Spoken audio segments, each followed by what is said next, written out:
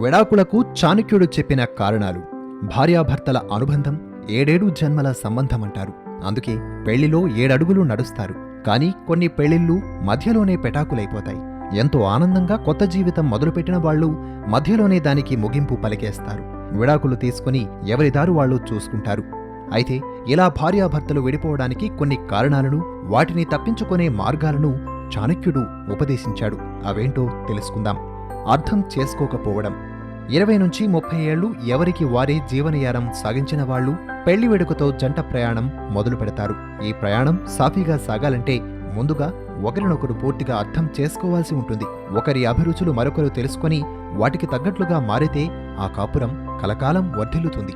కానీ ఒకరినొకరు అర్థం చేసుకోకపోతే మాత్రం భాగస్వామి చేసే ప్రతి పని విసుగు తెప్పిస్తుంది. చివరకు విడిపోయే వరకు వస్తుంది. ప్రేమ లేకపోవడం. పిల్లలకు ఇష్టం లేకున్నా పెద్దల మొండిపట్టుదలతోనే కొన్ని పెళ్లిళ్లు జరుగుతాయి.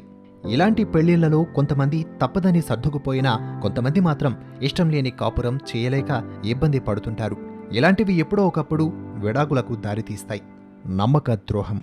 పెళ్లి అనేది నమ్మకం అనే పునాదిపైనే జరుగుతుంది. పెళ్లికి ముందు ఎవరు ఎలా ఉన్నా పెళ్లయ్యాక మాత్రం జీవిత భాగస్వామికి మాత్రమే పరిమితం కావాలి.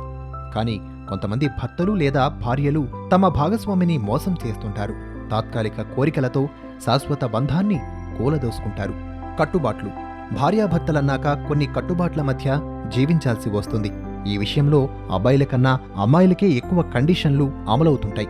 ఇలాంటి బట్టలే వేసుకోవాలి, ఇలాంటి తిండే తినాలి, ఇలానే ఉండాలి అంటూ అత్తింట్లో వేధింపులు సాగుతుంటాయి.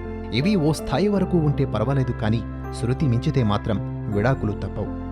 వేధింపులు.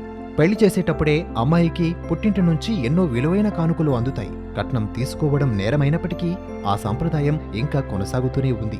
అయితే ఎంత తీసుకున్నా కొంతమంది మగాళ్లకు ధనదాహం తీరదు. అదనపు కట్నం తెమ్మంటూ భార్యను హింసిస్తుంటారు. తన కోసం పుట్టిన ఊరును, కనిపెంచిన వాళ్లను వదులుకొని వచ్చిందన్న విషయాన్ని మర్చిపోయి భార్యను వేధిస్తూనే ఉంటారు. అలాంటి కాపురాలు కూలిపోక తప్పదు. బాధ్యతగా లేనివాళ్లు.